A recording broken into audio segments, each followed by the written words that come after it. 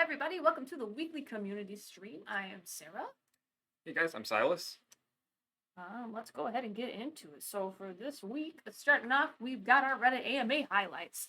We got a couple different questions here. We just wanted to show you guys to give you an idea of the content that we discussed, the types of questions that were answered. I feel like it went pretty well overall. We had Yeah, it was a really engagement.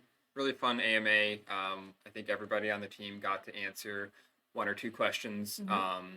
We may do some more AMAs in the future, so just kind of keep an eye out on the subreddit for those. We'll also announce them on Discord and Twitter and all those good places. Yeah, but we got to answer a lot of questions about skins, game mechanics, accessibility. So let's kind of take a look at some of those. Yeah, for sure. So this question here is asking if there's going to be more variety in abilities and more detailed customization. So our response here is, essentially that customization is super important to us. We really want to make REVN the most customizable MOBA that's been in existence. We're going to keep adding new skins and abilities. Releasing emotes and sprays pretty soon, and also going to be releasing some weapon skins. Yeah, if you haven't already seen some of those emote previews on past community streams, I recommend you check those out. Mm-hmm. They're all archived on YouTube. And we also have some sprays that'll be coming out alongside those. And then weapon skins are a new system that I don't think we've talked about at all before the AMA. So we're pretty excited to announce that we're going to have weapon skins. They're going to be coming out pretty soon. The first collection for that is actually ready to go. So we're going to be showcasing those next week, I think, during the community stream. Awesome. Looking forward to it.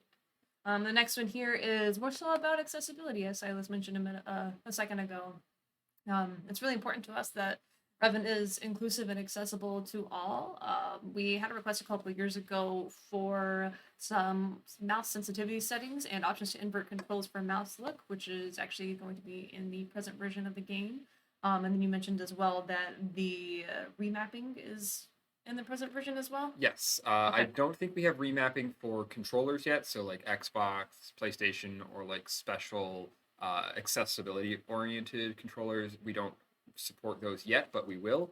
And then colorblind settings are something that is near and dear to my own heart as somebody who has that condition. So we're definitely going to be adding some settings for colorblindness as well. Sweet. Well, colorblindness is more common amongst males, so yeah, it's actually it's really common, and it's kind of interesting how there's different ways to like try to compensate for colorblindness, and not all of them work as well for different types of colorblindness as others. So it's a very for me at least, it's a very personalized sort of customization where you kind of have to like, it might just be, oh, well, that shade of color I can't see. So you want to give them the option to maybe customize the color of like enemy health bars. It's sometimes it's just like there is a specific color that is really difficult.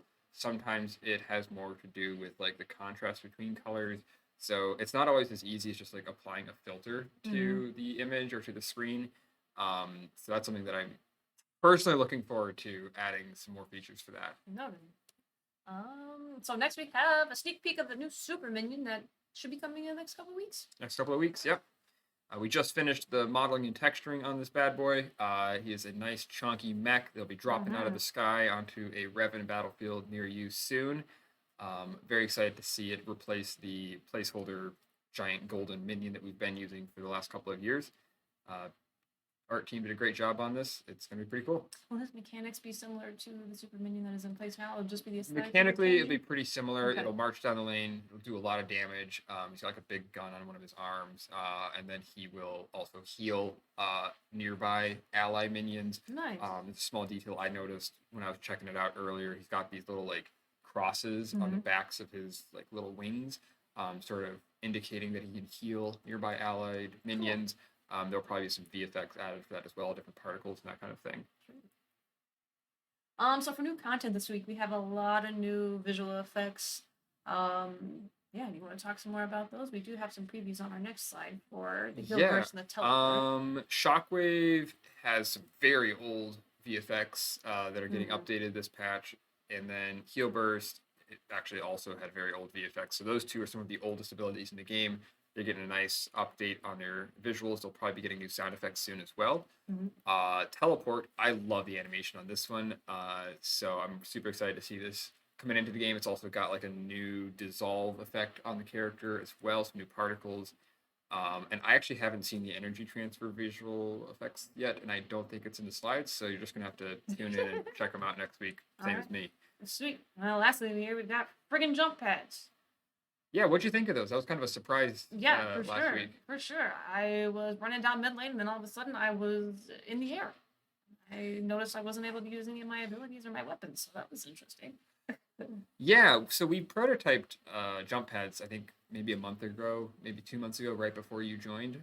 So we tested them out, found a lot of bugs, and then we brought it back, worked on them, added some new art for the jump pads. And I think we should still add a few more things. Like I'd love to see some more like particles trailing off of the player as you're launched off to sort of connect you to the jump pad and that kind of thing. Hey, welcome to the chat, Ghosting. So yeah, jump pads have been returned to the map. They seem to be bug free based on our playtesting from yesterday and the day before. So they're here to stay. We're going to be tuning the distance that they launch you and how far in the air they launch you, but I'm excited to see them become a permanent part of the map. Sweet. And then next we've got our VFX previews here. On the left, we've got the teleport animation, and on the right is going to be healing burst. Yeah, these look awesome. I love that animation for teleport, like I said earlier. So for balance changes this week, you want to touch on this? Yeah, sure. So we're nerfing 2 items that were really strong the last couple of weeks. Incendiary Shot has a higher energy cost, so players are going to pay a little bit more for spamming it. And Assassin Edge is also getting its raw weapon power stat lowered, so we're trying to shift most of its strength into that burst of extra damage you get when you first attack somebody. It was just a little bit too strong, so that's one of the ways we can nerf it. The core HP is being lowered. Lowered. So Yeah. what does that mean for how the structure of the gameplay is gonna go? So lowering the core HP means that it'll be a little bit easier to finish the game. We are aiming to have matches that are between 20 to 30 minutes long. Right now, games are typically running, I want to say 30 to 38 minutes. So we want to shave off about 8 minutes of game time and bring it down to that 20 to 30 range. And one of the ways we can do that is by lowering the amount of health that the core has just a little bit, because there have been a lot of recent playtests where a team will push into the core, nearly destroy it, but then they get beaten back, and then the game goes on for another 10 minutes. As for the jetpack adjustments, what's going on there? So we recently did a bunch of tests with jetpack. You were there for those yesterday and the day before. What did you think of those? Did you get a chance to use jetpack? I ended up switching to dash, like a handful of people did, because I heard a lot of people did I that. was trying to make my way on top of a building. I just was unsuccessful and often found myself in a battle shortly after and dead. Okay. Yeah, so the first adjustment coming into next week is going to be 1 extra fuel unit for jetpack. So it has about 4 seconds of flight. Now it'll have 5 seconds of flight. I believe we're keeping everything else the same as far as like cooldowns and Iker costs and that kind of thing. We want to do a little bit more testing with this revised version of jetpack that's focused on short-term hops. And then once we have gotten that extra week of playtesting with it, the balance team will make a decision about jetpack's future.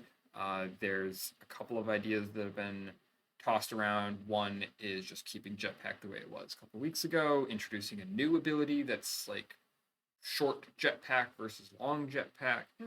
Obviously, they'd have some different names. Maybe we just make the long jetpack into this smaller version, but give it upgrade tiers and Iker costs and everything. There's also been some ideas about giving some sort of like boosted jump to every character in the game, regardless of if you have the jetpack ability. So this type of mechanic is a good way for us to test that as well. That would be neat. Yeah, so a lot of ideas being tossed around, and I know there are a lot of players who are pretty interested in the idea of a universal boosted jump or jetpack or something like that. I'm personally kind of interested in having that as well. There's a lot of balance considerations that go into making that decision, so that's something that we are taking a lot of time to think about and test both during the community playtests and internally. It changes the entire flow of the game. It changes a lot of map design elements, some for the better, some become trickier. So we want to make sure we make the right decision there. Sweet. All right, for major bug fixes, let's see.